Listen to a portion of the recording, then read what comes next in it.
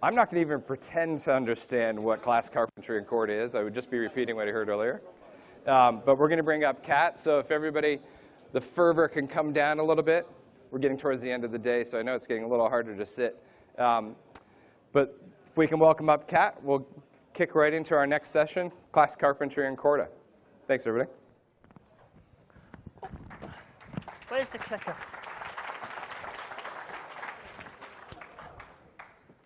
So hi, my name's Kat. I am a platform developer on Corda, and we're going to be talking about serialization mostly and how carpentry relates to that. So really, the most important thing you can take away from this talk is in Corda, if everything is going well, if your apps are working fine, you don't need to care about anything I'm going to say today. But you may want to dig into the details of how we actually serialize stuff, and if it goes wrong, this might be interesting to know. Now, I'm sure most people in the room know what serialization is, but if you don't, the idea of serialization is how do we take an instantiated class or object, turn it into a stream of bytes, and then at the other end, deserialize it into something we can understand again. Now, so serialization in Corda, we don't have a schema. There is no separate language that defines how your app represents data. We made the design decision that the schema arises from the data classes that you define.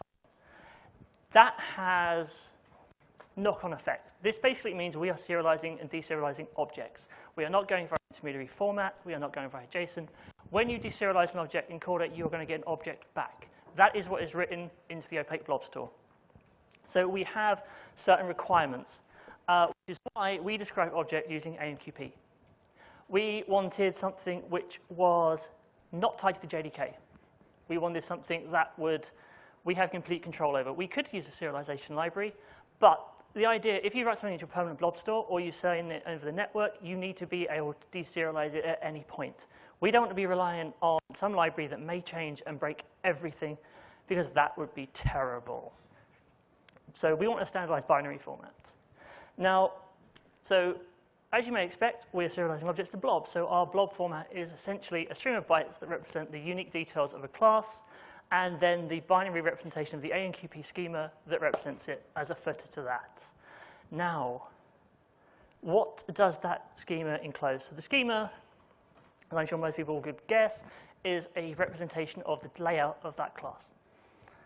So we are talking about the name of the type that class represents. We're talking about member subtypes. We're talking about any interfaces that class may or may not implement, and nullability of the members.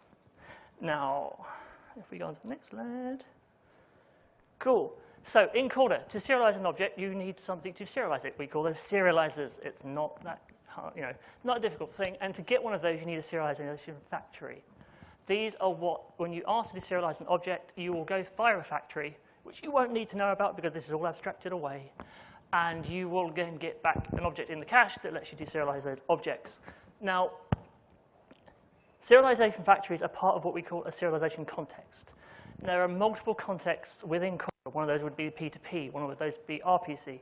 One of those may or may not be user-defined in terms of Corda apps. If you want to segregate data, if you want multiple things to not know about the classes of each one, you have different contexts. Contexts that define their own factories. Now, those contexts are defined by a whitelist of classes that you can or can't deserialize, and the class loader that actually loads them. So, how do you look up a serializer? So, how do you look up a class in a serializer? You use a fingerprint. So, we fingerprint classes based on their member types and their name, fully qualified. That's encoded, and that's how we look it up. So, again, once you go to the factory, you will get a serializer. That serializer will look up the type fingerprint. If it doesn't exist, it will build one and return it. If it does, you'll just get the cached version. All of this is opaque, as we're about to see. So let's have a very, very quick example. We have a data class. It's Kotlin, because I know Kotlin, not Java, and it has one value. It's a nice piece of pod. We have an object. We have a function that will, print something. Goody. And we have a very, very basic flow. Now, what do we think is going to happen here? That's going to print 2. If anyone was surprised by that, probably not the right presentation for you.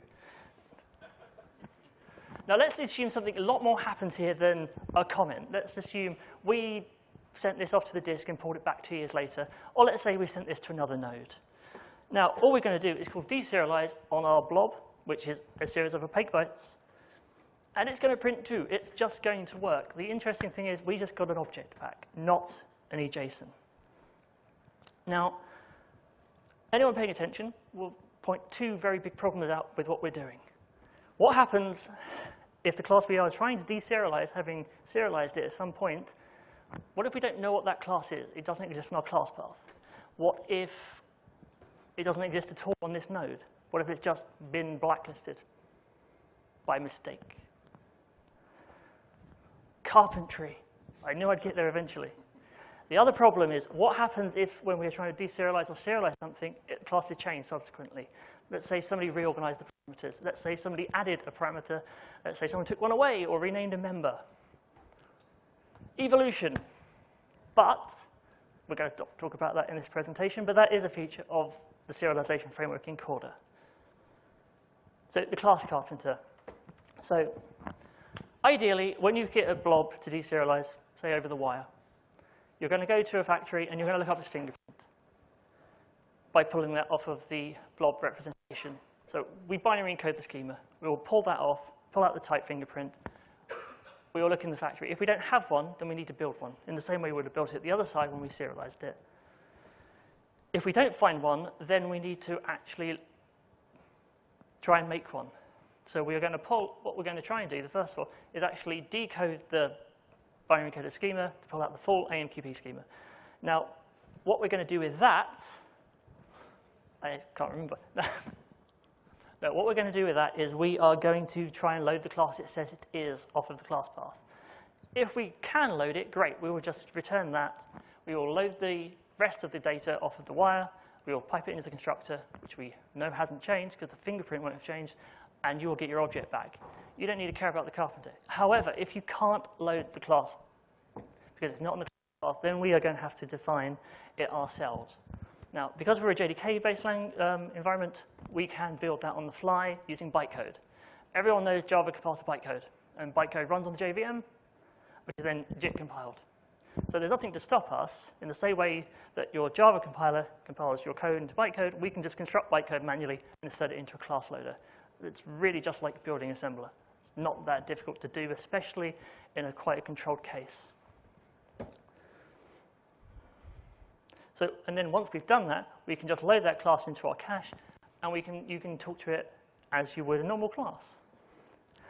There are some problems with that. Anyone who's played with Java enough will know about reflection, and that can be slightly messy. So our golden path really is, if the class doesn't exist, what we would assume, or like not assume, but we would hope that it's a re-implementation of a well-known interface. Your schema would be defined in terms of a set of interfaces that you apply. If the underlying class has changed since, like say it's a new version on a completely different node, then it's fine, because all we will do is we will carpent up the underlying bytecode of the class that implements that interface. We can tell it that it implements that interface in bytecode. We can return that as a blob, but you can then freely cast it to the implemented interface, and it will just work. You won't have to reflect anything. If it doesn't implement the interface, or if the interface is one we don't recognize, then we will carpent up an interface in Java and insert that into the class loader, but then you're going to have to use a reflection, which may be unavoidable. You may want to have some kind of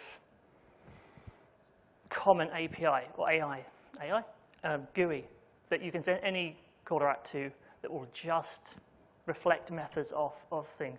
So to help with that, every parameter that you say is in your blob, we will generate a getter method, and we will put a string function on it. The other thing important, not such an important thing, is that the class Carpenter, as a standalone library, does deal with object inheritance. We completely understand polymorphism, which is something I want to say about AMQP. But we, in Corda, currently don't serialize object hierarchies. We just flatten the image and encode that as a type, so we won't actually synthesize a full hierarchy object. We'll just give it as it was one flat piece of data. Now, a very simple example again. So let's assume we have a data class and it's got two integer methods, so it's just two pieces of pod data. This is what the AMQP representation looks like.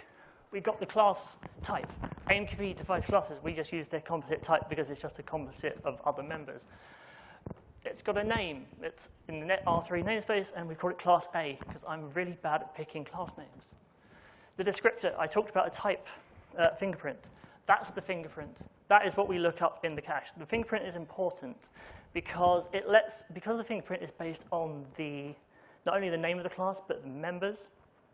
If the members have changed, despite the class name not changing, then we know we need to evolve the class rather than carpent one up. And then we describe the two methods. We've got A and B, because it has A and B.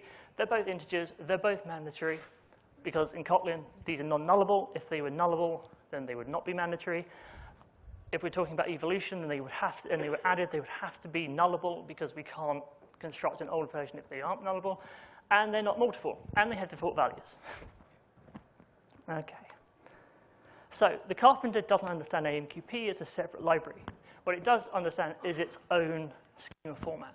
So we can take that AMQP schema and work our way through it, because to carpent it up, we have a complete description of the class in the AMQP schema. So it's looking at the very first one. We have an A and a B, and they are both, as I said, they are non-nullable. These cannot be nullable fields.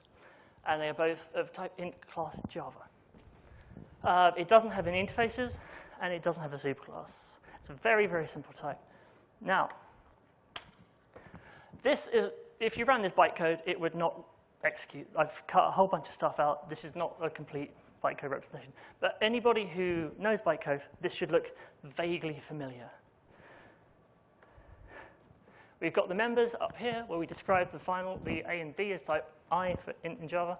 We have the two getters, and we've got the constructor.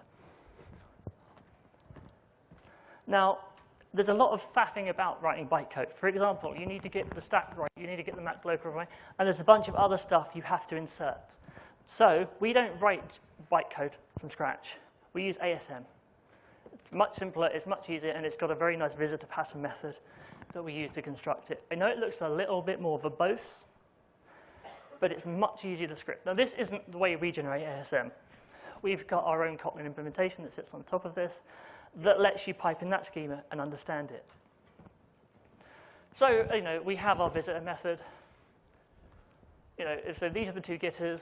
You've got get A and get B, because you're going to want them. And then you've got the constructor over there. And, for example, in the previous one, you had to know the stack size. This calculates the stack for you. Now, did anybody notice a problem with what we just did? The problem with what we just did is, to carpent a class, you have to have, in the class loader, every subordinate member of it, which is fine in that previous example. There was nothing that the class loader wouldn't really have to load. They were just plain Java types. The problem is more interesting inside. For example, here. If we were going to send a serialized version of D across the network, or send it to disk and at some point deserialize it, then D is internally has an element of A and an instantiated element of C. C has an instantiated element of A and an instantiated of B. A and B just have plain data. Now, and this is where the meta carpenter comes in. The meta carpenter is responsible for taking an AMQP schema and synthesizing all of the missing types. So the class carpenter itself takes a single entity and builds it, but we need a recursive mechanism to define and work out the dependencies on that before we can build it.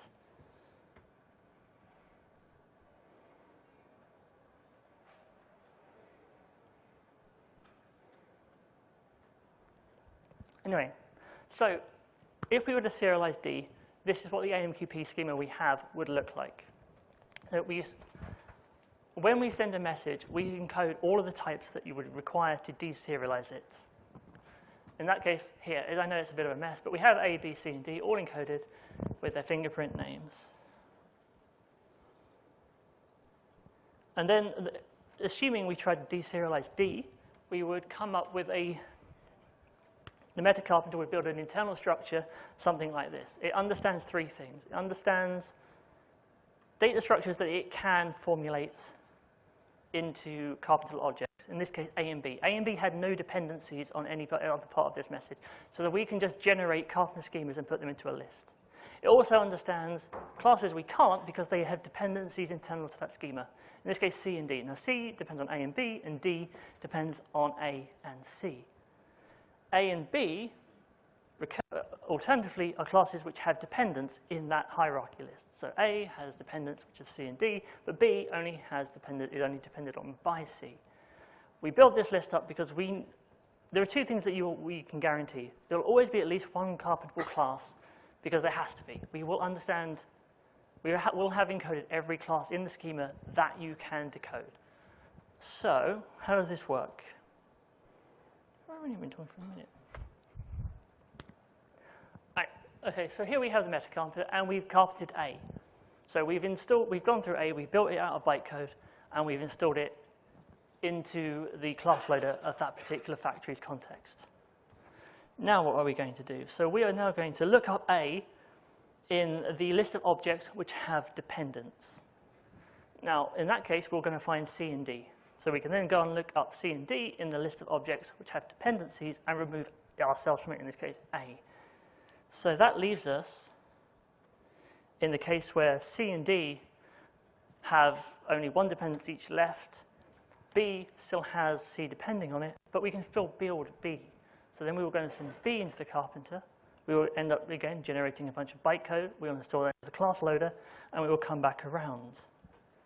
In that case, we'll look up B again in the list of things which have dependencies upon it, and we will find C. So then we can go into our list of classes which have dependencies, which is C, and remove B. Then we have discovered that C will have absolutely no dependencies left. So we can then go back to our AMQP schema, build a Carpenter schema out of it, and put it on our list of things to carpent. Once we've done that, we can then come back into this, the meta carpenter, and go, oh, great, I can remove C from D's dependencies list. D will have no more dependents, and we'll carpent that up. And that's kind of my presentation. Any questions?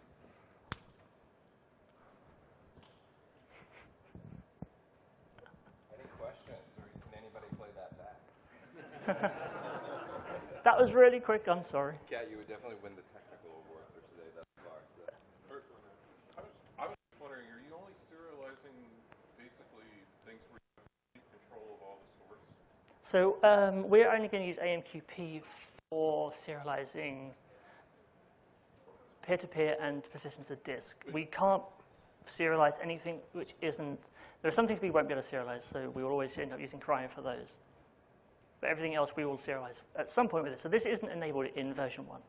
But what I'm wondering is just like if you pulled in classes from lots of different other, you know, I could just see where it could get very So those classes big. have to be whitelisted. Okay. So we won't just let you serialize and deserialize any old class. Right. So obviously that would be quite dangerous. And we're not currently transmitting bytecode over the network. What we're going to do is a context is user definable. So you can say, I'm going to put this app into a context. That context has a factory and a class, so it has a factory. A factory to have a class loader, so they have a carpenter, but that context also has its own whitelist, which you define, which then says, I'm only going to allow these types to exist in this context. And how long-lived that context is, that's up to you. You could then throw it away in the class loader or get garbage collected. Okay. So, I mean, if it's a large code base, then the idea would be those classes would already be defined. The idea of class carpentry comes in when you receive a class that you just don't know about. But because we deserialize classes, not to JSON, then you have to have an object representation. We can build out a bytecode and install it into a context, and then you have an object you can work with. You may need to reflect to get some methods off it, but ideally, as I said, the golden path would be that your schema is defined in terms of interfaces, and then you just have your data implement those interfaces. So if you have something which implements that interface, say a new type of app, you know, a new Corda app, then, and a node receives that piece of data from that Corda app, then you'll just build it. And that's cached. So we are, as I said, we cache by fingerprint. If the fingerprint doesn't match, despite the class name matching, then you are going to have to dig into the evolver. which is not part of this presentation. But we do have an evolver that will currently is very primitive, but there is a design work in process that will be post version 1 that will let us really define how objects can evolve over time and how you describe that in your code base. Yep. So what if you can only deserialize, so you have a bunch of blobs and you can only deserialize some. Do you have a partial success? Do you fail everything if... You can deserialize everything. So in theory, you shouldn't be able to fail because all of the necessary information to deserialize a blob is encoded in the schema, which is a binary representation of the AMQP schema. So so you have your serialized bytes, which are the actual data that make up the class, or the classes, because serializers are recursive. So if you serialize a meta class, if you have a composite class like D, you don't have to, as a user, serialize all the subcomponents. You just serialize D, and then you get a schema that represents the entire set of all the data from from D, B, and the two A's, and you get a schema that describes the entire thing. So when you come to deserialize it, you won't have any missing information. The only problem you may have is the recursive resolution problem, where you need to have all of the classes that you need to build a class from aren't currently loaded into that class loader. So then we can always, I mean, I say always, there may be a bug, but then that's a bug. Dependency in the class you're trying to deserialize? Then it just works fine. Okay. Because whilst you can have circular dependencies of classes referring to themselves, that's still one instance of a class. Like the schema doesn't encode the cycle, it inscribes the types. Do you cache that? Yes, everything is cached. So if you have to deserialize the same blob, you don't have to go through this process again? So the idea, once you've deserialized the blob, we will generate a serialization object that lives in the factory that is basically indexed by the fingerprint of the type. So the very first thing you do when you receive a message over the wire is you look into the header, well, technically it's a footer, for the fingerprint ID. That fingerprint ID, you look up in the cache and go, great, I've got an object, have that. If you don't, you'll go and make a serialization object. It's only if you get to the point where you try and make a serialization object and you fail to load the underlying class that it says this represents, will we then go, right, well, we need to invoke the Carpenter to give you a blob binary representation of that class that you can then populate, because we build a constructor. The important thing with the Carpenter, remember, is we know, like, this class has an int and an int. So we can generate and we know what those fields are called. We can generate a constructor that takes those arguments in order and, creates a concrete instance of that class that you return. Done, you already use that. And once it's done, we then cache that. Because then once it exists in the class loader, it's just a class. In exactly the same way anything else is a class that's loaded from the class path. It's as you just, you will have to reflect to get anything else off of it. Okay.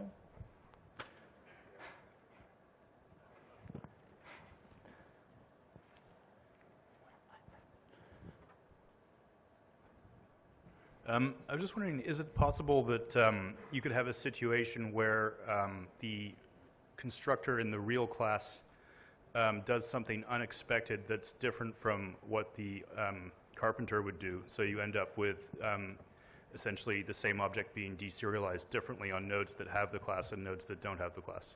Yes, but don't do that. Ultimately, we will refuse. There are several ways you could maliciously break it. But I think partially we will refuse to serialize anything which doesn't conform to a certain set of standards. So you have to, like, all your data has to be pod, or not pod, but all the data has to be accessible through a constructor.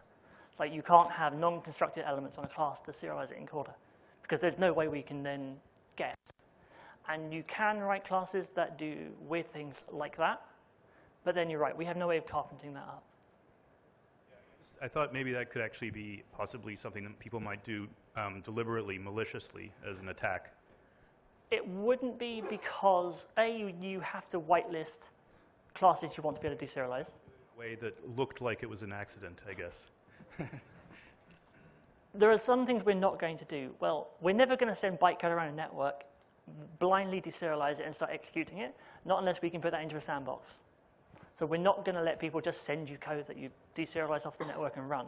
We will never ever do that. That would be horrendous. If you want to write your classes that way, don't. Okay, thanks. I think we can do one more question to stay on time. And actually, Marley, I may have you get mic'd up real quick. Are there any other questions?